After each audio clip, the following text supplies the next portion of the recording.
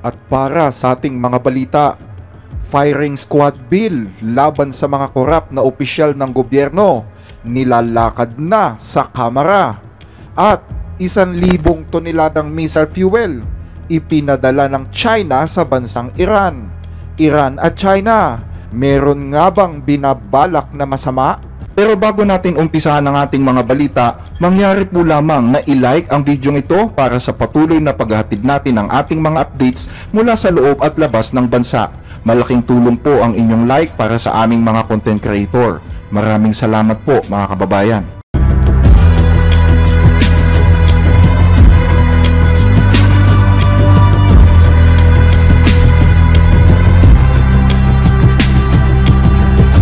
Isang panukalang batas ang inihain kahapon sa mababang kapulungan ng Kongreso na nagpapataw ng parusang kamatayan laban sa mga mapapatunayang corrupt government official sa Pilipinas.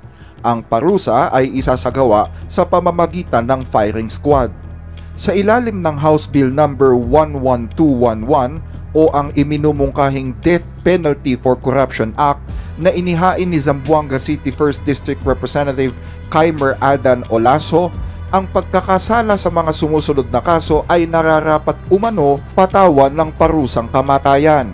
Kabilang sa mga kasong ito ay ang graft and corruption batay sa sinasabi ng Republic Act number 1319 o ang Anti-Graft and Corruption Practices Act. Ang maling paggamit ng pondo ng gobyerno ayon sa Revised Penal Code at ang plunder ayon sa RA number 7080. Malakas ang paniniwala ni Olaso na ang korupsyon ay nananatiling isa sa pinakamalalang banta sa pag-unlad ng Pilipinas.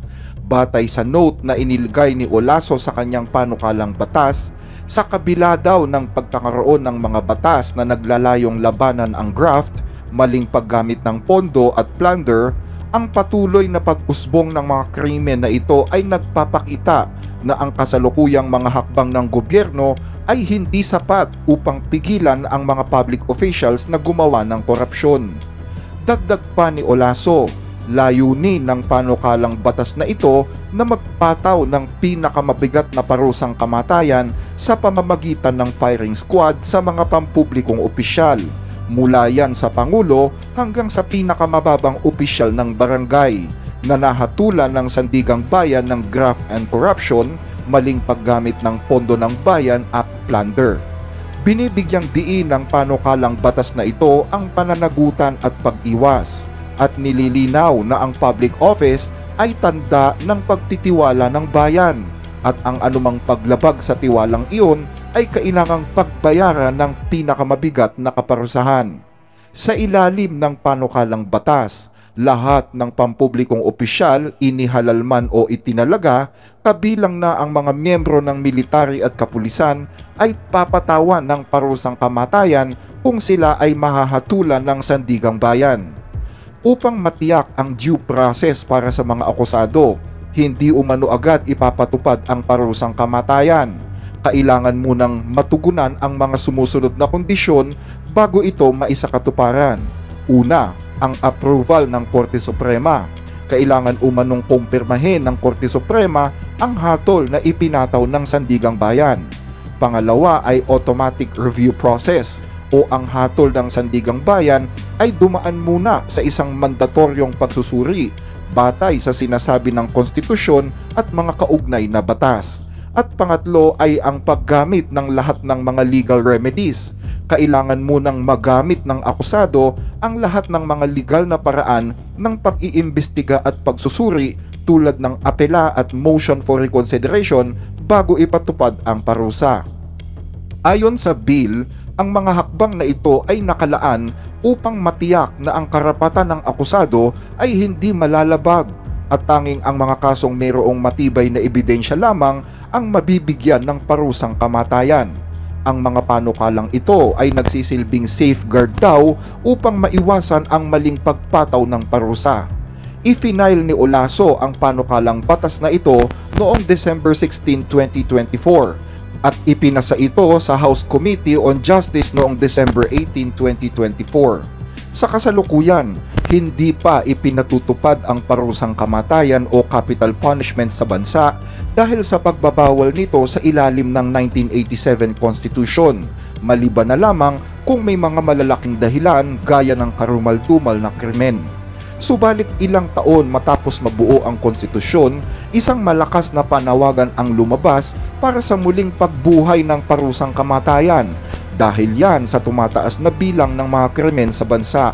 Dahil dito, muling ipinatupad ang death penalty sa administrasyon ni dating Pangulong Fidel Ramos. Ipinatupad din ito ng kahalili ni Ramos na si dating Pangulong Joseph Estrada.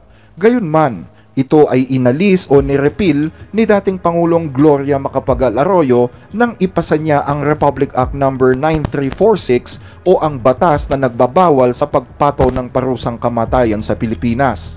Hindi ito ang kauna-unahang pagkakataon na may isang mambabatas na nagtataguyod ng death penalty law laban sa mga korap na opisyal ng gobyerno.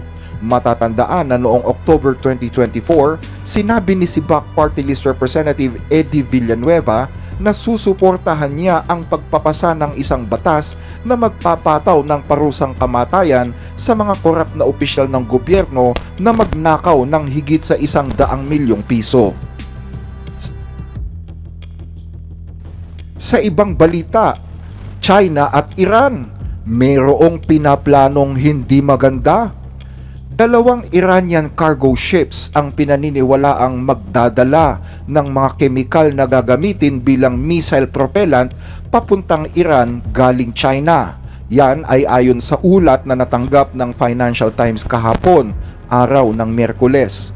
Sinasabing aalis sa bansang China ang mga barko sa susunod na linggo. Ang nasabing report ay nagsimula sa mga intelligence officials ng dalawang Western countries. At ang pag-leak ng impormasyon ay sinasabing isang malinaw na babala sa China at sa Iran kaugnay sa pinaplano ng dalawang barkong ito. Ayon pa sa report, dalawang Iranian flagship, ang Golbon at Jairan, ang inaasahang magdadala sa mahigit 1,000 tonelada ng sodium perchlorate, isang sangkap upang makagawa ng ammonium perchlorate na siyang pangunahing sangkap naman sa pagbuo ng solid propellant ng mga missiles. Matatandaan na nagkaroon ng problema ang bansang Iran noong isang taon pagdating sa produksyon ng missile propellants. Ayon kasi sa ulat ng Axios, sinira ng Israel ang 12 planetary mixers na ayon sa Reuters ay aparatong ginagamit sa paggawa ng solid fuel para sa long-range ballistic missiles. Dagdag pa rito, sinabi rin ng Carnegie Endowment for International Peace na winasak din ng Israel ang mga pasilidad sa paggawa ng solid propellant missile sa Parchin, Kojir at Sharud batay sa mga satellite imagery. Ayon naman sa ulat ng Financial Times, ang sodium perchlorate na ito ay maaaring makagawa ng 960 toneladang ammonium perchlorate, katumbas siya ng 70% ng propellant para sa mga solid fuel missiles. Ang ganitong dami ng ammonium perchlorate ay maaaring makagawa na ng 1,300 toneladang propellant, sapat na upang magbigay ng gasolina para sa 260 mid-range Iranian missiles gaya ng Khaybar-Shekan o Hajj Qasem missiles. Ayon pa sa ulat, ang mga kemikal ay gagamitin ng Islamic Revolutionary Guard Corps ng Iran o ang IRGC. Masyado umanong detalyado ang artikulong isinulat sa Financial Times na tila ba nais nito na pigilan ang nasabing shipment ng bansang China. Posible rin anya na tinututukan na ito ngayon ng administrasyon ni Donald Trump. Ayon sa mga opisyal na binanggit ng artikulo, ang mga kemikal ay nasa 34 na 20 talampakang containers na nakaload sa barkong Golbon. Ang barko ay umalis mula sa isla ng Daishan sa China noong Martes, isang isla na matatagpuan sa timog Shanghai. Tungkol naman sa barkong Jairan, inaasahang aalis ito mula sa China na may 22 containers sa unang linggo ng Pebrero. Dagdag pa ng Financial Times, 3 linggo ang aabutin para makarating ang mga barko sa Iran. Iniload ang mga kemikal sa barkong Gulbon sa port ng Taikang, hilagang bahagi ng Shanghai, at ang destinasyon ng kargamento ay sa Bandar Abbas, isang port sa katimugang bahagi ng Iran na malapit sa Persian Gulf. Sinabi ng Chinese Embassy sa Washington na hindi nila alam ang tungkol dito, habang hindi naman nagbigay ng anumang komento ang Iran tungkol sa nasabing artikulo. Hanggang dito ang ating mga balita. Muli ay maraming salamat po sa inyong panonood.